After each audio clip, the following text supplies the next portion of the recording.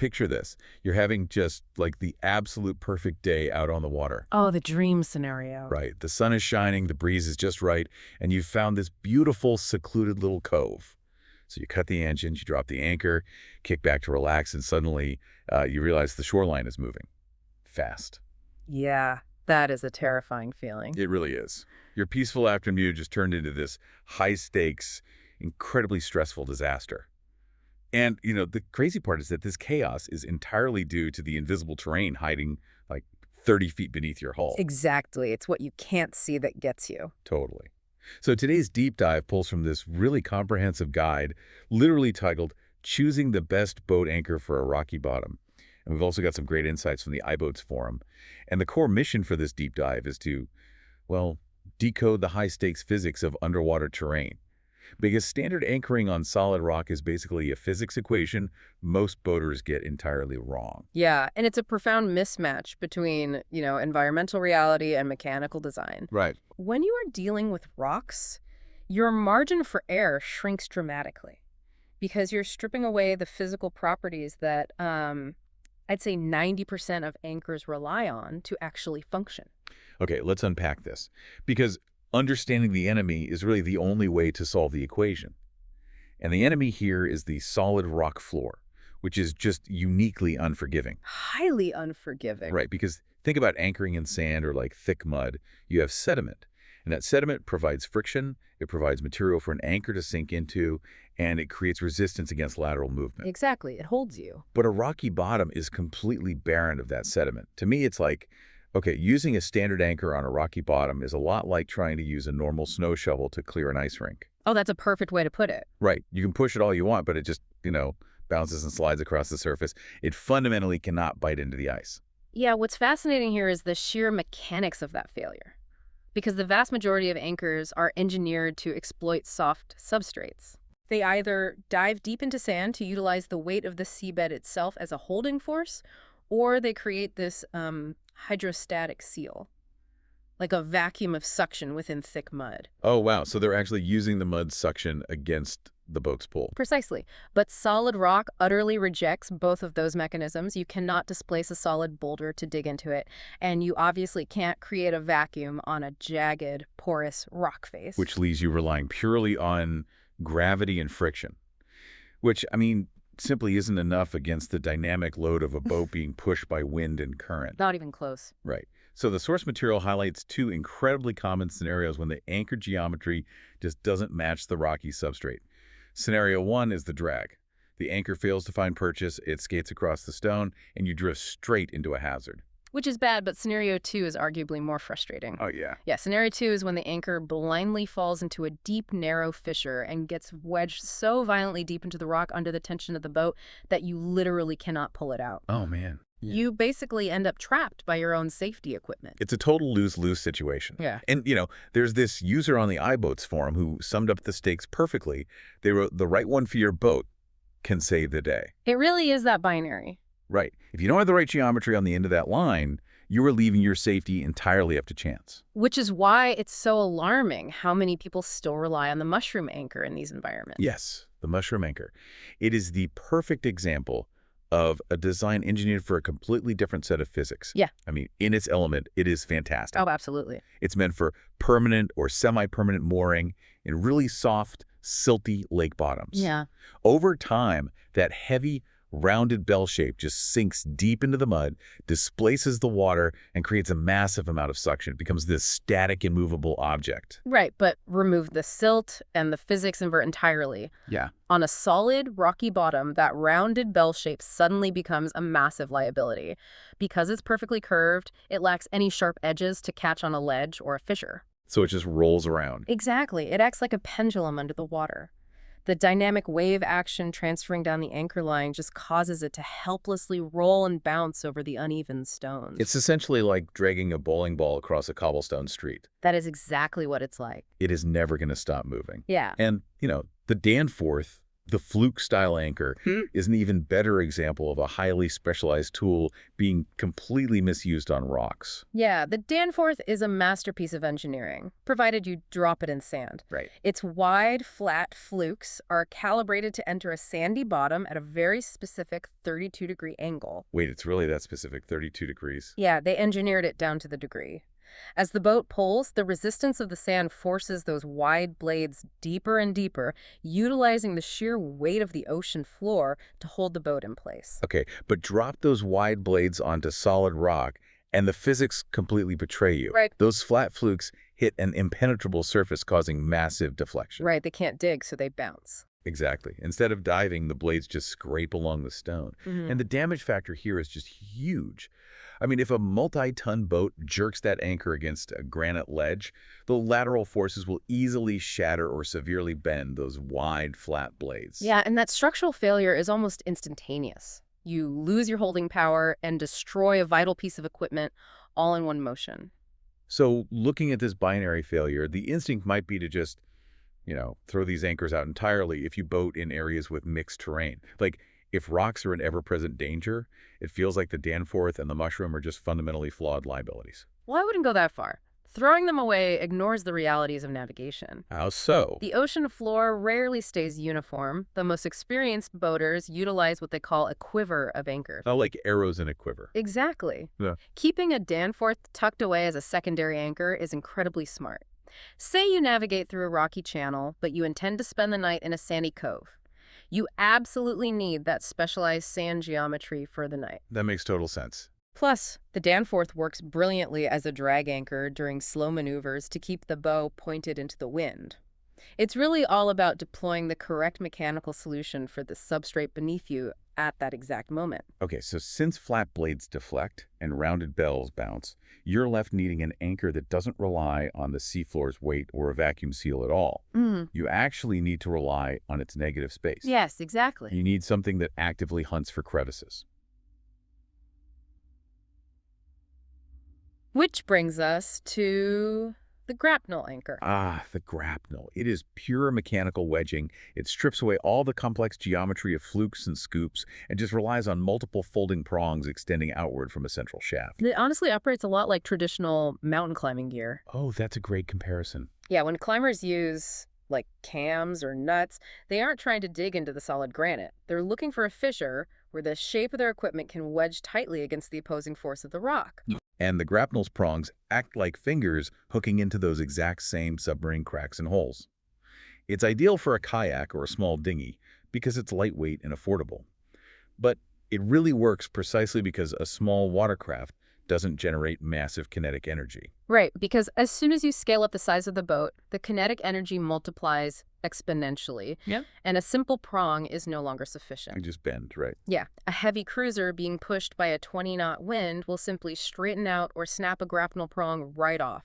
That is where you have to introduce more sophisticated geometry, like the Bruce anchor, which is commonly known as the claw. The claw. It's shaped somewhat like an asymmetrical scoop with 3 distinct downward-facing points.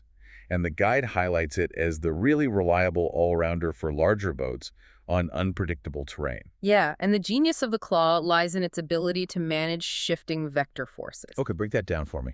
Well, you are rarely dealing with a perfectly clean rocky bottom. It's usually a chaotic mix of loose stones, weeds, maybe some debris. The claw navigates that clutter, but more importantly, it resets seamlessly. Resets. Yeah. Say the tide changes and the wind pulls the boat 90 degrees in a new direction. A standard anchor might just pop loose and drag, but the claw's asymmetrical scoop forces it to roll onto a secondary hook while it pivots. Oh, wow. So it maintains its bite even as the angle of tension completely changes. That is incredibly clever design. So if the claw is the reliable workhorse, the source material points to the spade anchor as the absolute top-tier high-performance option. That really is the premium choice. Yeah, this design features incredibly sharp edges and a heavily weighted tip. The spade doesn't just, happen to hook onto a rock. It is engineered to actively wedge itself into tight areas. It's a masterclass in weight distribution. Almost half of the total weight of a spade anchor is concentrated entirely in its tip. Half the weight, Yeah. just in the tip. Yeah. Meaning gravity forces that sharp edge to hunt downward the second it touches the bottom.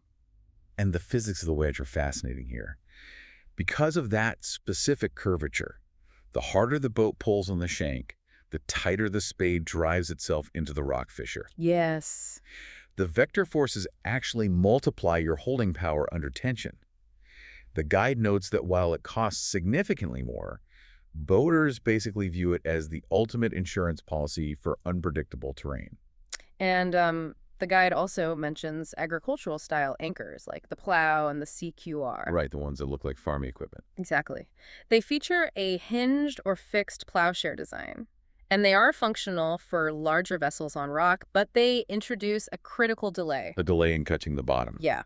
Due to their broader profile, they lack the immediate biting edge of a spade, so they often drag and slide along the rocky bottom, requiring a lot of patience and distance before they finally locate a gap wide enough to accommodate their geometry. Right, so you could drift pretty far before you're actually secure. Yeah. Okay, here's where it gets really interesting, though. We've established that a wedge geometry is required to combat solid rock. But an ingenious shape means absolutely nothing if the material itself disintegrates under pressure. Oh, for sure. The literal anatomy of survival for this piece of metal is determined by its metallurgy. Because the forces at play are just immense. When a 40-foot boat surges upward on a wave, the kinetic energy transferred down that line to the anchor point can measure in the thousands of pounds of force. Thousands. So the specs are just non-negotiable at that point. You need a strong, highly reinforced shank and highly durable blades. But the material choice is where the guide issues a very pointed warning. I love this part. Yeah, it specifically advises against using lightweight aluminum models. Exact quote is, "You should avoid aluminum unless you love surprises." And out on the water, surprises usually involve a call to the Coast Guard. Seriously. Aluminum is celebrated in marine environments for its weight reduction and, corrosion resistance, but we have to look at the difference between tensile strength and shear strength. Okay, so tensile strength being the ability to resist being pulled straight apart, which aluminum is actually decent at. Correct. But shear strength is the ability to resist structural failure when lateral localized force is applied across a sharp edge. Like a rock ledge. Exactly. A granite ledge acts like a massive chisel. When an aluminum anchor gets wedged and the boat yanks it laterally against that sharp stone, the aluminum simply gouges, warps, and loses its structural integrity. It just cannot handle the abrasive shear force. Which is exactly why the forum users and the guide heavily emphasize galvanized steel. The steel provides the necessary hardness to survive grinding against solid stone. And the galvanization provides that zinc coating required to prevent rapid saltwater corrosion after the anchor inevitably gets deeply scratched. The challenge, however, is that galvanized steel is incredibly heavy. Right, it's not aluminum. No, so you're forced into this very delicate balancing act. Gravity is your ally in forcing the anchor into a crevice. But if you select an anchor that is too heavy for your physical capabilities or your boat's windlass, retrieving a deeply wedged piece of steel becomes physically impossible. So you have to perfectly match the anchor's mass to your vessel's requirements. You really do. So let's say we've got a galvanized spade anchor, perfectly weighted for the boat, ready to hunt for negative space in the rock, but dropping a 40-pound wedge into jagged rocks still doesn't solve the kinetic energy problem. Not at all. If a sudden wave hits the boat, the upward force is going to either snap the line or just yank the anchor right out of the fissure.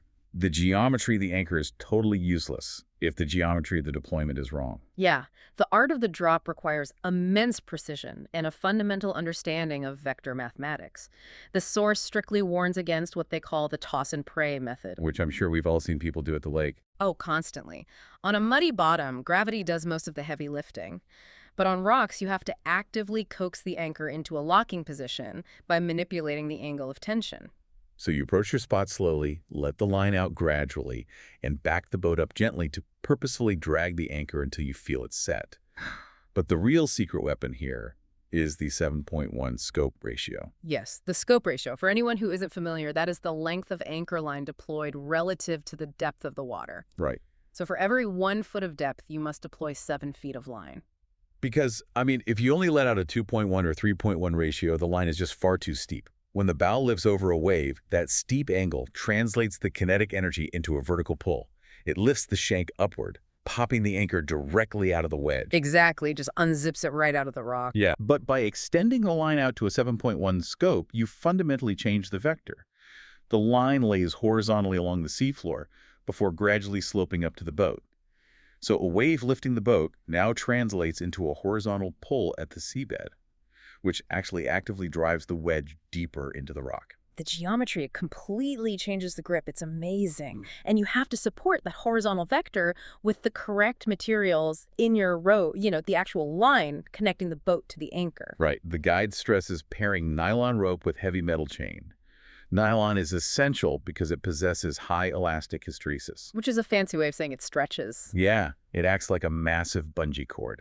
It absorbs the sudden shock of a wave, dissipating all that kinetic energy before it can even travel down to the anchor point. And the chain serves a dual purpose here. First, it resists chafing against the sharp rocks, which would cut a nylon rope to shreds. But more importantly, its heavy weight creates what is known as a catenary curve. The canary curve. Yeah, it physically weighs down the road just before the anchor, ensuring the shank remains perfectly flat against the bottom. That is what maintains that critical horizontal vector we were just talking about. Ah, I see. It is a beautifully synchronized system. The nylon absorbs the shock, the chain anchors the vector, and the spade wedges into the rock. It really is elegant. But, and this is a big but, what goes down must come up. And this is where the anxiety really spikes for anyone who has ever anchored in rocks. You have intentionally utilized multi-ton vector forces to permanently wedge a heavy piece of steel into a subterranean crevice. Yeah, you've essentially glued it to the bottom of the ocean. Exactly. Which raises a very important question. How on earth do you get it back without destroying your windlass or snapping your line? Well, the absolute golden rule of retrieving an anchor from a rocky bottom is to abandon brute force entirely. No pulling as hard as you can. Absolutely not. Standing on the bow and pulling with all your might against a wedged anchor is a guaranteed way to break your equipment or, worse, seriously injure yourself. You have to outsmart the rock. Okay, so if pulling from the front of the anchor drives the wedge deeper, then you have to reverse the vector. Are boaters like rigging a secondary line to the crown of the anchor to pull it backward? Reversing it out the exact same door it went into? It is the exact mechanism. It's called a trip line. A trip line? Yeah. Before you ever drop the anchor, you attach a secondary thinner rope to the bottom, the crown of the anchor, completely independent of the main heavy chain that's attached to the shank. You let that trip line float up to the surface and tie it off to a small, brightly colored buoy. Oh, wow. So when it's time to pull up, if the main line is locked solid, you just completely ignore it. You drive the boat over to the little buoy, pick up the trip line, and pull from there. You've got it. Because you are applying force to the back of the anchor, it flips the wedge backward, instantly releasing it from the crevice. That is just a brilliant preventative solution. It saves so many headaches. And, if you failed to rig a trip line, there is a secondary method. It involves utilizing the buoyancy and horsepower of the boat itself. Okay, how does that work? You tie the main line off tightly to the strongest cleat on your bow. You then slowly motor forward, driving right past the anchor point. You're using the leverage of the boat moving in the opposite direction to alter the angle of the pull. It basically flips the anchor backward and pops it free. That makes total sense.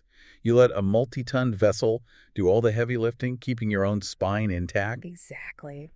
Going through the sheer mechanics of this entire process, it really contextualizes the ultimate takeaway quote from our source material.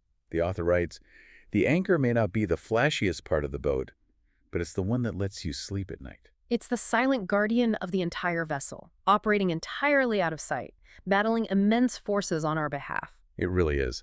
So, summarizing the survival guide for a rocky bottom, you have to abandon the suction and weight-based paradigms. The rounded bells and wide flukes will just fail you. You have to embrace the geometry of negative space, like the hooking prongs of the grapnel, the resetting scoop of the claw, or the active wedging of the spade. Ensure you have the galvanized shear strength to survive the granite, master the horizontal vector of the 7.1 scope, and always rig a trip line to outsmart the wedge when it's finally time to go home. It really transforms anchoring from a game of chance into a very precise system of calculated physics. And as we wrap up this deep dive into our sources today, I want to leave you with something to mull over. Okay. Think about the immense trust we put into a single, utterly unglamorous piece of metal hidden deep beneath the dark water. We bet our boats, and sometimes our very lives, on it holding fast against the storm. It is a profound amount of faith in just a piece of galvanized steel. It is. And it makes you wonder, in our own daily lives, off the water, how often are we relying on unseen anchors? I mean, our deeply held assumptions, our established habits, or outdated personal systems that we rely on to keep us secure. Wow. What if those personal anchors are perfectly designed for an old environment, like the smooth sand of our past, but are right now dangerously slipping, bouncing, and failing to catch on the unpredictable rocky bottoms of our current challenges? Are we trying to use a mushroom anchor in the wrought fields of our modern lives? That is Exact. going to stay with me for a long time. Just ensure you are actively examining your tools, making sure they actually match the terrain you are navigating today.